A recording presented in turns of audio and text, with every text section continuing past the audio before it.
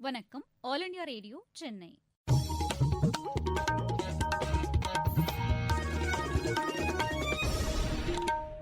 மாநில செய்திகள் வாசிப்பவர் சுதாகுமரன். தலைப்புச் செய்திகள்: விவசாயிகளை தொழில் முனைவோராக மாற்றுவதற்கான வாய்ப்பை புதிய வேளாண் சட்டங்கள் உருவாக்கி தந்துள்ளதாக பிரதமர் திரு நரேந்திர மோடி தெரிவித்துள்ளார். ஆயுஷ் திட்டத்தின் சென்னை மண்டலத்திற்கான மூலிகை மருந்துகள் களஞ்சியத்தை மத்திய அமைச்சர் திரு ஸ்ரீபத் நாயக் இன்று தொடங்கி வைத்தார். கோவிட் பரவலை தடுக்க பண்டிகை காலத்தில் தனிநபர் இடைவெளியை பொதுமக்கள் கடைபிடிக்க வேண்டும் என்று மாநில சுகாதாரத்துறை முதன்மை செயலர் டாக்டர் ராதாகிருஷ்ணன் கேட்டுக் கொண்டுள்ளார். வரைவு வாக்காளர் பட்டியல் குறித்து ஆலோசிக்க அடுத்த மாதம் 3ஆம் தேதி அனைத்துக் கட்சிக் கூட்டம் சென்னையில் நடைபெறும் என்று தமிழக தலைமை தேர்தல் அதிகாரி திரு சத்யபிரதா சாஹூ தெரிவித்துள்ளார். ஐபிஎல் கிரிக்கெட் போட்டியில் இன்று சென்னை, ஹைதராபாத் அணிகள் மோதுகின்றன. இனி விரிவான செய்திகள். வேளாண்மை, கூட்டுறவு உள்ளிட்ட பல்வேறு துறைகளில் சிறப்புமிக்க பணியாற்றிய டாக்டர் பாலா சாஹேப் விகே பாட்டீலின் தன் வரலாற்று நூலினை பிரதமர் திரு நரேந்திர மோடி இன்று காணொலி காட்சி மூலம் வெளியிட்டார். இந்த நிகழ்ச்சியில் உரையாற்றிய பிரதமர், விவசாயிகளை தொழில் முனைவோராக மாற்றுவதற்கான வாய்ப்புகள் உருவாக்கப்பட்டுள்ளன என்று தெரிவித்தார். வேளாண் சீர்திருத்த சட்டங்கள் இதற்கு பெரிதும் பயன்படும் என்று அவர் குறிப்பிட்டார். பாலா சாஹேப் விகே பாட்டீல் ஏழைகள், விவசாயிகள் மற்றும் கிராமப்புற மக்களின் மேம்பாட்டிற்காக பாடுபட்டவர் என்று அவர் புகழாரம் சூட்டினார். சிறந்த நோக்கத்திற்கான ஒருவரின் அர்ப்பணிப்புமிக்க வாழ்க்கை என்ற தலைப்பில் இந்த தன் வரலாற்று நூல் எழுதப்பட்டுள்ளது. நாடாளுமன்ற மக்களவையில் பல ஆண்டுகள் விகே பாட்டீல் உறுப்பினராக பணியாற்றியிருக்கிறார். 1964ஆம் ஆண்டு அகமத் நகர் மாவட்டத்தின் லோனி என்ற இடத்தில் நிறுவப்பட்ட பிரபர ஊரக கல்விக் கழகம் என்ற பெயர் இன்று லோக்நேத் டாக்டர் பாலா சாஹேப் விகே பாட்டீல் பிரபர ஊரக கல்விக் கழகம் என பெயர் மாற்றம் செய்யப்பட்டுள்ளது. இந்த கல்விக் கழகம் கிராமப்புற மக்களுக்கு உலக தரத்திலான கல்வி வழங்குவதையும் பெண் குழந்தைகளுக்கு அதிகாரம் அளித்தலையும் நோக்கமாக கொண்டது. தற்போது இந்த கல்விக் கழகம் மாணவர்களின் சமூக, பொருளாதார, கலாச்சார, உடல் மற்றும் மன ரீதியான வளர்ச்சியை ஏற்படுத்தும் பணிகளை செய்து வருகிறது. மத்திய நிதியமைச்சர் திருமதி நிர்மலா சீதாராமனின் அறிவிப்புகள் நுகர்வோர் செலவையும் உணர்வையும் ஊக்குவிக்கும் என்றும் மூலதன செலவை அதிகரிக்கும் என்றும் பிரதமர் திரு நரேந்திர மோடி தெரிவித்துள்ளார். நிதியமைச்சரின் அறிவிப்புகள் உரிய நேரத்தில் மேற்கொள்ளப்பட்ட நடவடிக்கை என்று தமது டுவிட்டர் செய்தியில் பிரதமர் குறிப்பிட்டுள்ளார். இந்த நடவடிக்கைகள் நமது பொருளாதாரத்தின் தேவைக்கு உத்வேகம் அளிப்பதாக இருக்கும் என்றும் பிரதமர் கூறியுள்ளார். ஆயுஷ் திட்டத்தின் கீழ் சென்னை மண்டலத்திற்கான மூலிகை மருந்துகள் களஞ்சியத்தை அத்துறைக்கான மத்திய அமைச்சர் ஸ்ரீபத் நாயக் இன்று காணொலி காட்சி மூலம் தொடங்கி வைத்தார். சென்னையில் உள்ள தேசிய சித்த மருத்துவ நிறுவனத்தின் தலைமையில் தென் மண்டலத்தில் தயாரிக்கப்பட்ட மூலிகை மருந்து பொருட்களை பாதுகாக்கவும் ஆவணம் செய்யவும் இந்த களஞ்சியம் தொடங்கப்பட்டுள்ளது. மதுரையில் அமையவுள்ள எய்ம்ஸ் மருத்துவமனைக்கான கட்டுமானப் பணிகள் விரைவில் தொடங்கும் என்று மாநில மக்கள் நல்வாழ்வுத்துறை முதன்மை செயலர் டாக்டர் ராதாகிருஷ்ணன் கூறியுள்ளார். மதுரை அரசு ராஜாஜி மருத்துவமனையில் இன்று கோவிட் தொடர்பாக ஆய்வு மேற்கொண்ட பின் செய்தியாளர்களிடம் பேசிய அவர், தாலுகா அளவிலான மருத்துவமனைகளிலும் ஆக்ஸிஜன் படுக்கை வசதிகள் உருவாக்கப்பட்டுள்ளதாக தெரிவித்தார்.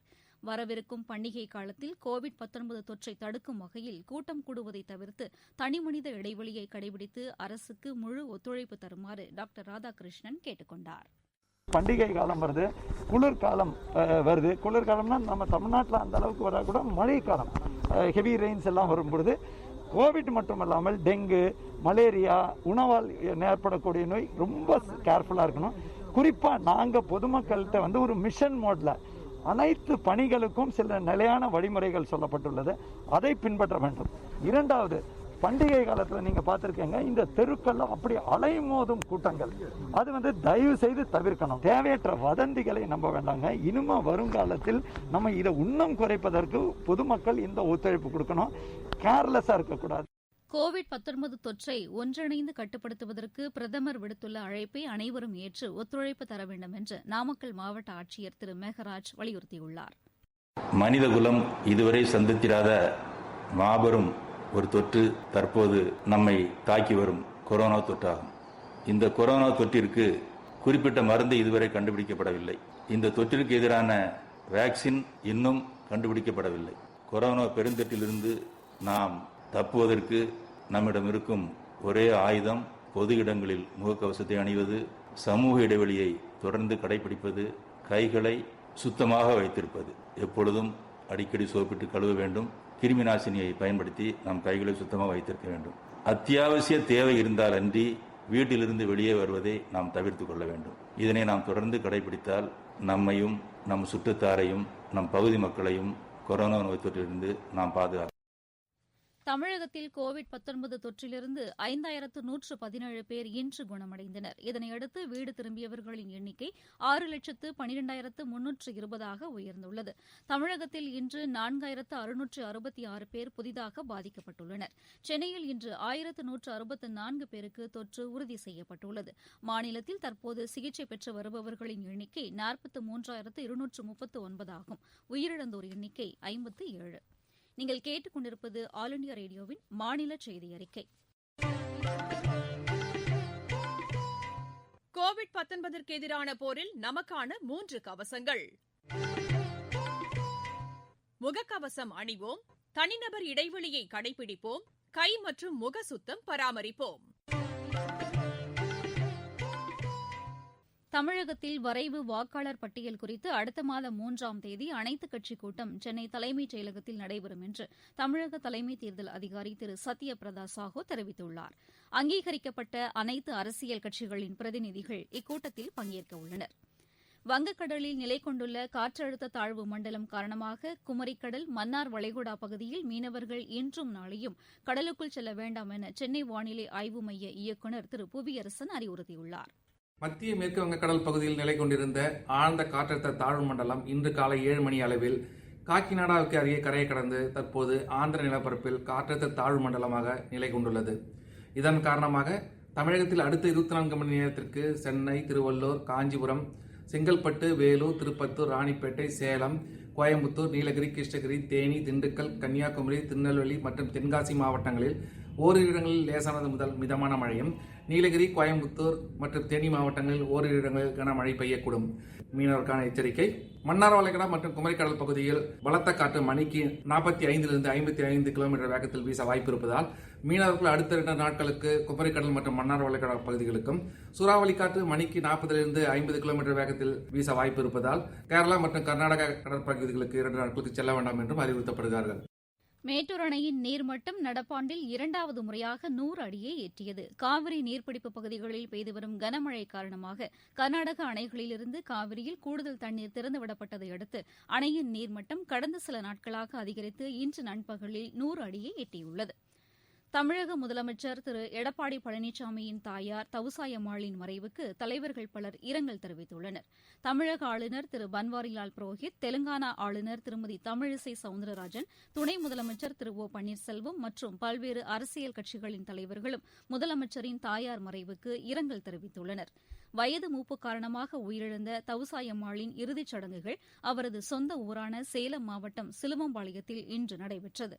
மாநில அமைச்சர்கள், அஇஅதிமுக நிர்வாகிகள் மற்றும் பல்வேறு கட்சியினரும் அவரது உடலுக்கு அஞ்சலி செலுத்தி முதலமைச்சருக்கு ஆறுதல் கூறினர். தமிழக சட்டப்பேரவைக்குள் குட்கா எடுத்துச் சென்ற விவகாரத்தில் 2வது முறையாக அனுப்பிய நோட்டீஸுக்கு தனி நீதிபதி விதித்த இடைக்கால தடையை நிறுத்தி வைக்க சென்னை உயர்நீதிமன்ற முதன்மை அமர்வு மறுத்துவிட்டது. இது தொடர்பான மேல்முறையீட்டு மனுக்கள் தலைமை நீதிபதி திரு ஏ பி சாஹி, நீதிபதி திரு செந்தில்குமார் ராமமூர்த்தி அமர்வில் இன்று விசாரணைக்கு வந்தது.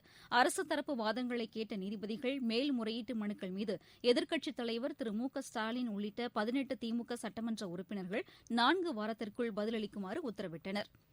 மாவட்டச் செய்திகள். வடகிழக்கு பருவமழையின்போது பேரிடர் ஏற்பட்டால் தற்காத்துக் கொள்வது தொடர்பான விழிப்புணர்வு ஒத்திகை நிகழ்ச்சி நெல்லை மாவட்ட தீயணைப்புத்துறை சார்பில் மாவட்ட ஆட்சியர் அலுவலகத்தில் இன்று நடைபெற்றது.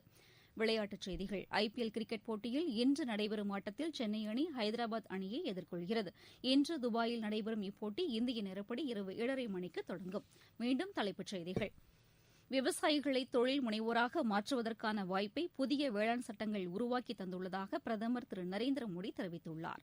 ஆயுஷ் திட்டத்தின் சென்னை மண்டலத்திற்கான மூலிகை மருந்துகள் களஞ்சியத்தை மத்திய அமைச்சர் திரு ஸ்ரீபத் நாயக் இன்று தொடங்கி வைத்தார். கோவிட்-19 பரவலை தடுக்க பண்டிகை காலத்தில் தனிநபர் இடைவெளியை பொதுமக்கள் கடைபிடிக்க வேண்டும் என்று மாநில சுகாதாரத்துறை முதன்மை செயலர் டாக்டர் ராதாகிருஷ்ணன் கேட்டுக் கொண்டுள்ளார். வரைவு வாக்காளர் பட்டியல் குறித்து ஆலோசிக்க அடுத்த மாதம் 3ஆம் தேதி அனைத்துக் கட்சிக் கூட்டம் சென்னையில் நடைபெறும் என்று தமிழக தலைமை தேர்தல் அதிகாரி திரு சத்யபிரதா சாஹூ தெரிவித்துள்ளார். ஐபிஎல் கிரிக்கெட் போட்டியில் இன்று சென்னை ஹைதராபாத் அணிகள் மோதுகின்றன. இத்துடன் இந்த செய்தியறிக்கை நிறைவு பெற்றது. எமது செய்திகளை உடனுக்குடன் AIR News_சென்னை என்ற ட்விட்டர் பக்கத்திலும், செய்தி தொகுப்புகளை all India radio news Chennai என்ற யூடியூப் சேனலிலும் அறிந்து கொள்ளலாம்.